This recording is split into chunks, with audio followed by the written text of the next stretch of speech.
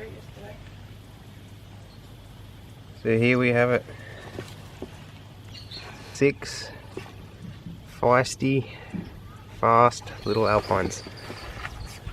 Absolutely adorable. Best time of year. It's Christmas Day. We have 6 healthy babies. And they have some really nice colours too. The ones that just came out, like this one. Some nice oranges already coming through. The patterns are pretty cool. Like this one's kind of got stripes down its back, sort of like this way. Beautiful. Alpines are the best. So I thought I'd just quickly show you guys how I'm setting up these little babies, how I normally set up baby blue tongue skinks when they're first fresh out of the womb, I suppose. So I'm just going to be using this enclosure, this tanked because I got it spare, and I'll basically just layer the bottom with some good old-fashioned newspaper. This is just so I can monitor if anything comes out of them, no parasites or blood or anything like that. A nice decent little layer of that. Put that down.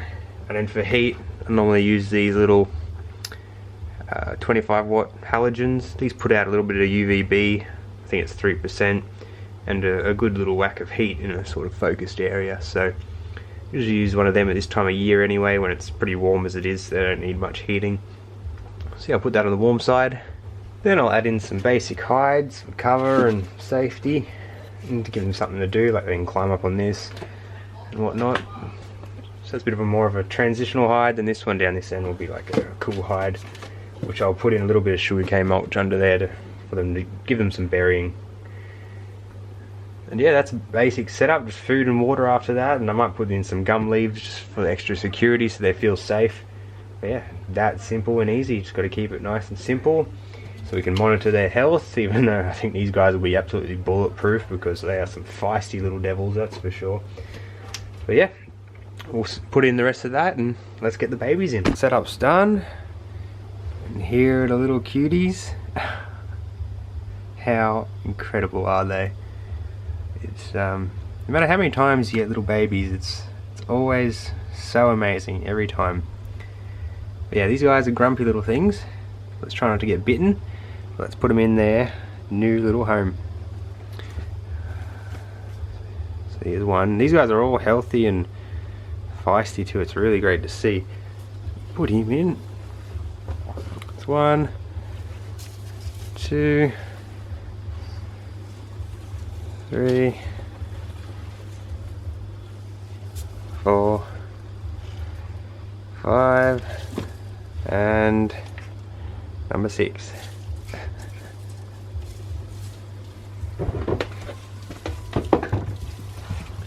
So they'll explore around for a bit. They should love it. Hopefully we'll get to see them tucking into some food and drink. But yeah. I also added a LED sort of spotlight that's 6500 Kelvin in here for a bit of extra daylight bright to sort of stimulate that natural brightness of the day that gets them active and going. So yeah, and it's going to be nice and lit up in here. So even when the heat light turns off like that, it's still nice and bright in there for them. So that's their new little home. And I've just got to say, this is pretty cool to see. I've got 3 different species of blue-tongued skink in my room now. It's so cool to look at the differences between them. Absolutely awesome. Alright guys, I get a lot of questions on my YouTube channel about different aspects regarding the baby care and blue tongue care in general, so I'm just going to answer a bunch of frequently asked questions in a bit of a rapid fire sense, so let's get started. Can you keep the little babies with the parents?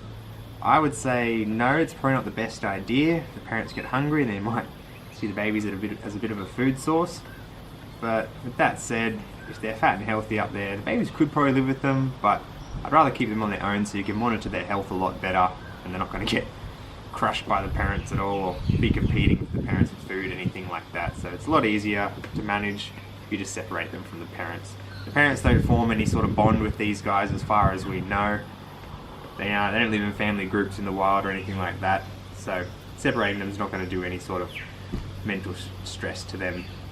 At least after the 24-hour period, I'd say, after the mum's given birth. Before that time, while she's giving birth, she's going to be protective of the babies because that's just her natural instincts. But after that time, she'll be pretty indifferent about the babies going off on their own adventure. So what should you be feeding little babies? So babies can basically eat exactly what the parents eat, but I like to keep it a bit more high protein, maybe a bit more fat too, just to put the size on them to give them a really good start in life. So what I feed all my blue tongues is actually dog food, sometimes insects, things like Arcadia's Insectigold, insect diet, that sort of stuff. But mostly dog food is what these guys are getting. What I personally do at the moment is I have dry food that's crushed up in there for them all the time so they can snack on that as they choose. And then every second day I come in with some wet dog food or the Arcadia stuff. And that's sort of their main meal. So how long should you keep them in a really sterile, basic quarantine type setup with just like a newspaper substrate, something like that? The truth is you could put them right onto substrate and whole fancy enclosure right away if you really wanted to, but I just like to keep them on there for a week or two in the beginning of their life to make sure there's no issues arising, and it just makes it a lot easier to manage in that first little week. And after that I normally switch them over, but they're right to go from day dot as long as they're looking healthy. So from there people might ask, what does a healthy baby look like? So luckily enough I have perfect examples right here. So a healthy baby blue tongue will be very lively. These guys are very grumpy little things when they first come out. They'll often be trying to bite you, have their mouth open, really lively, nice wide looking eyes, no deformities down the body, everything looks normal, legs working fine, they're not losing balance, anything like that. They should come out with a good weight hopefully and be ready to tuck into some food right away. This is some basic signs of healthy babies. So how soon before you should feed your newborn babies? I'd say you should give them food right away, at least offer it. They might not eat right away, but it's good to have it there, because when these guys are born, they're often competing with each other. So they come out with a umbilical cord attached and a little yolk sac that they eat and they get all the nutrition from. But sometimes when they're all born together in the same sort of area, another baby that's came out earlier will come along and eat the other one's yolk sac and get that really good start in life, or an extra start in life really. So in that case, you want to have extra food ready for them to make sure they all get a good start. So can you keep babies together? Now that's a bit of a complicated question. It depends. The species like this, the Alpine Blotched blue tongue, these guys normally go great in groups together, no worries at all. Things like northerns will probably have some problems. I found easterns are usually pretty good, at least for the first month or two of life. They usually don't have an issue as long as you have enough food. But if you have the room to separate them all into their own setups, then that can be great. But with species like the Blotchies here, they can usually go together fine. But if you're worried, you're pretty new to it, you don't know the signs of aggression and dominance, things like that, then I'd recommend separating them all. Otherwise, if you're a bit more experienced, you can give it a go and see how you go. But obviously just watch out for food dominance, aggression, all that sort of stuff. And yeah, you should be fine. But can I handle my babies? Absolutely. So I'd probably give them a break for the first day or two.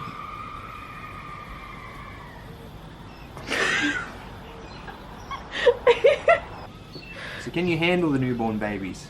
Absolutely.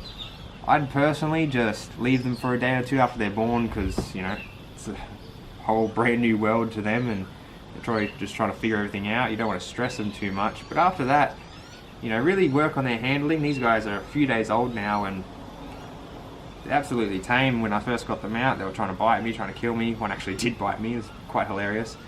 But now they're absolutely awesome. They don't mind handling it all, and it's a great way to get nice, calm blue tongues that'll grow up and be great pets. With that said, I'd keep handling sessions pretty short. You know, they don't need much to recognize, to actually learn that you're not a threat to them, you're not going to harm them.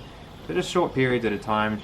I usually do it a lot when I have to clean their enclosure. Just get them all out, handle them for a while, or have someone else handle them while I clean the enclosure, and it just helps them build up trust that way. Super easy. So can you keep these little babies outside right away? Absolutely. as long as you're living in an area where they come from naturally or where they'll do well outside. There's no reason why you can't put them outside as long as your enclosure is set up properly and it's very predator proof. You definitely don't want an enclosure that has no protection over the top, because these guys will get taken by birds, especially kookaburras, things like that. You just want to really watch out with outdoor keeping that they can find their food and water and everything, because they'd be way more inclined to hide, and they'll be a lot more feisty too, so you'll have to work on handling and that a lot more. They'll be a lot more defensive and aggressive living outdoors because everything's basically ramped up and it's a lot more scary for them. Otherwise, they should do great outside. So how fast will these guys grow? So here's a pair of Blotchies I've had since earlier in the year. These guys are just under a year old, and this really shows you how much they can grow in a year if you feed them well. And these, I haven't even been pumping these guys with that much food. They've been pretty slow, steady growers, but yeah, they can get absolutely huge in a very short period of time. See the difference here? So cute. But it's awesome. Sucks they can't stay this size forever.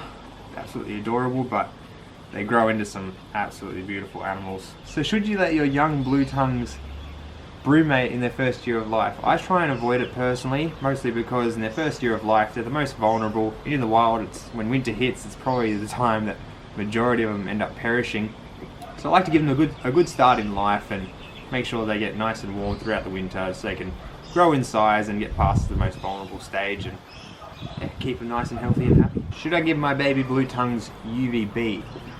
So if you're keeping indoors, it's always great to have UVB on your reptiles. They'll definitely benefit from it, but it's up to you basically if you want to use it or not for these guys. I'm not really using any at the moment, but I like to get them out really often for sunning because it's obviously great benefit for them. If you're not going to use UVB, just make sure you're feeding them a great diet that has obviously vitamin D3 in it. That'll help them absorb the calcium and get all those things going well to keep them nice and healthy. Otherwise, UVB is great. Definitely recommend it if you want to do it. So how long should I keep my babies for before I rehome them? So this is basically up to you. I know I've gotten a Blotchy before that was only 3 days old when I bought it off someone just because he thought they were all healthy and ready to go. They were eating, so he's ready to move them on. I like to keep them for a month or so, at least after one shed, so I can see how their colours turn out, see if I want to keep any, and just to make sure they're nice and healthy and growing well, and as they should. So will they keep the same pattern as a baby as when they're an adult? Yes, absolutely. The only thing that might change in a blue tongue is its colours, but its pattern will pretty much always stay the same, unless it gets some sort of injury or something like that. But basically a blue tongue's pattern, whether it's an eastern with its stripes or a blotchy like this with its little blotches, it's like a fingerprint for these guys. They're all individuals, they're all different, and it's all just variation, and it's all so fun. But these guys are awesome, these Alpines, because they sort of get nicer with age, they get more and more colour. The shedding, when will these guys shed? So newborns, the day they're born, right after they come out, they'll actually start shedding right away. This is sort of the afterbirth shed, I guess. And then the first proper shed will come probably within the first month of them being alive and eating and growing. So sometimes it's in the first week, 2 weeks, but I usually think the first month or so they'll usually have their first sheds, and you'll really start to get a good look at their colours. So that's what you can expect for these guys with shedding, and obviously as they shed they grow, so if they're shedding really often then they're obviously growing really fast. So how can I tell if my young blue tongues are male or female? So I actually have another video on this if you guys want to go check that out. I'll leave a link to it. But basically at this size you're really not going to be knowing if it's a boy or a girl. There's some markers you might be able to predict, but they change a lot as they grow, so it's really hard to determine at this size. But make sure you go check out my other video and it all gets explained there. So why does my blue tongue hide so much?